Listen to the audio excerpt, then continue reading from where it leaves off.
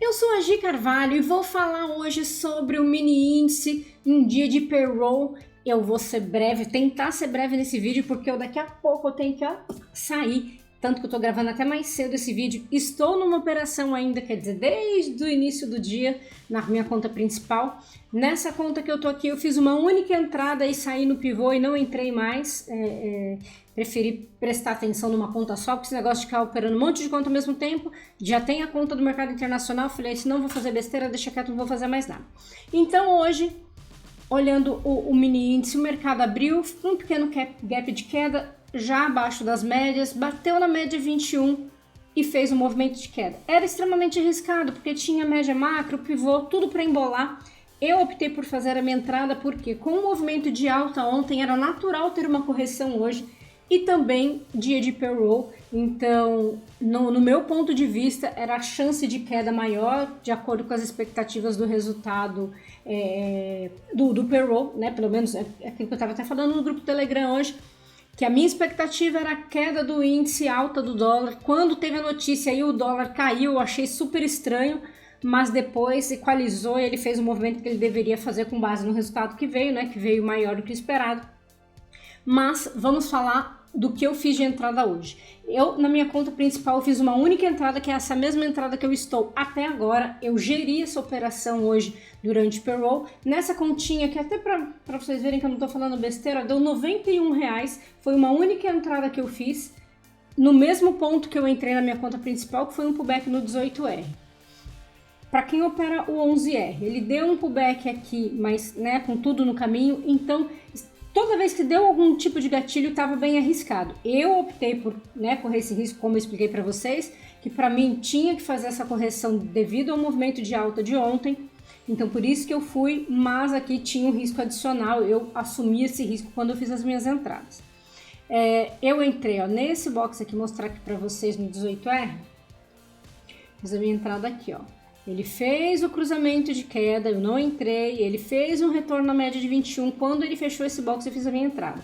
Então, nessa conta aqui, eu saí dessa operação aqui no pivô e não entrei mais, não operei mais. E na minha conta principal, que é aquilo que eu falei que é a conta que eu tô até agora, eu fiz essa mesma entrada, fiz as minhas parciais até o pivô e assumi o risco de segurar essa operação durante a notícia.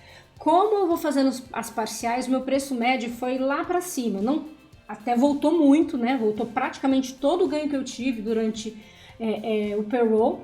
Meu preço ficou a 128,200 e alguma coisa, meu preço médio, então eu tinha uma distância boa, eu não deixei sem proteção, eu coloquei um pouco abaixo da entrada, ganhando quase nada, e resolvi segurar. E segurei e fiquei nessa operação durante todo o período e a queda. Inclusive fiz adição também.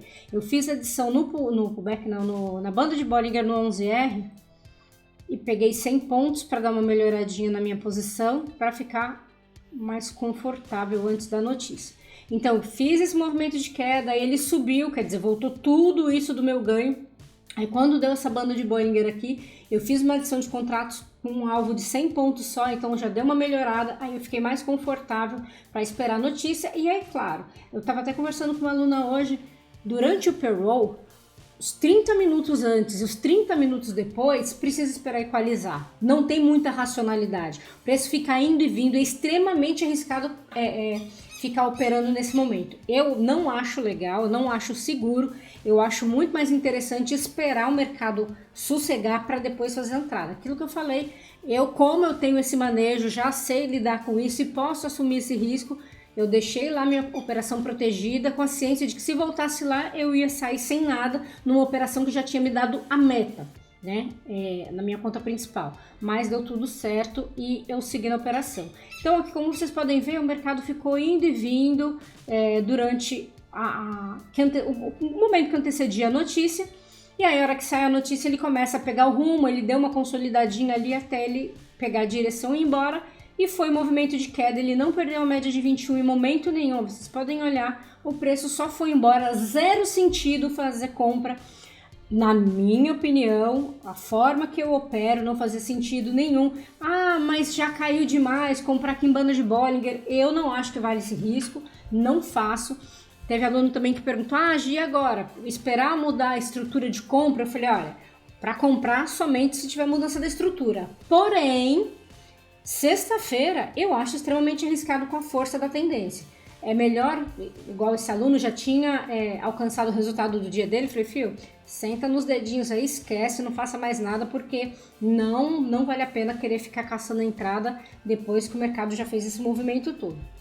E de fato, nem eu, nessa minha conta, eu poderia ter a possibilidade de fazer novas entradas, eu preferi não correr o risco, porque era muita coisa para gerir, para prestar atenção, aquela coisa toda, mas se tivesse entrado nesse pullbackzinho do 11 ou algum pullback do 18, que é melhor ainda, era só deixar o trade rolar que ia pagar lindamente, mas eu não fiz. Então hoje o mercado foi totalmente direcional, foi super fácil fazer essa leitura depois desse movimento, porque aqui ó, não tem jeito, o mercado fica indo e vindo durante a notícia, movimentando super pouco.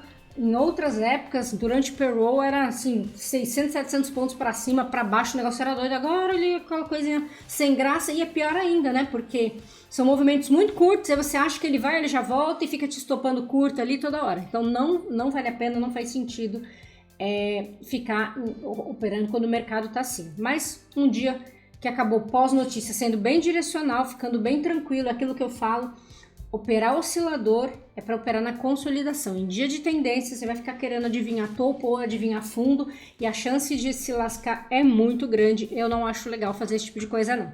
Eu prefiro esperar e ir sempre a favor do mercado. Foi isso que eu fiz hoje. Eu postei a minha operação no dólar, mas na minha avaliação do mercado global, que foi a operação que eu optei por entrar lá e fazer, porque eu não tô conseguindo operar, ficando dias sem fazer trades. Às vezes eu entro em um ativo igual eu fiz hoje, entro em um, faço uma operaçãozinha só para não dizer que eu não fiz nada, porque essa reta final aqui do ano para mim tá super corrida, eu não tô conseguindo nem operar nem o mercado nacional direito, imagino de fora. Certo, gente? Então, um videozinho curto hoje só para mostrar para vocês aonde foi a minha entrada. Então, assim, se você for me perguntar, Gi, 11R, aonde seria uma entrada mais interessante? Aqui tinha risco, por conta dos indicadores. Rompeu, mas a gente só sabe depois, né? Então, tinha risco, eu fui, mas era mais arriscado. Aonde seria mais seguro fazer essa entrada? Depois aqui nesse movimento, depois do pivô, porque o preço caiu, buscou aqui pivô, média macro já estava acima, a hora que ele dá essa entrada fica um pouco mais confortável, porque ele já rompeu os fundos anteriores todos, tá fazendo um movimento descendente, seria a melhor entrada do dia. Então, se fosse me perguntar, faria apenas essa entrada aqui. As demais, mesmo tendo pago, não teria feito nenhuma por conta da movimentação do mercado. Certo, meu povo? Então é isso, um bom final de semana para todos vocês. Qualquer dúvida deixem aí nos comentários, um grande abraço e até o próximo vídeo.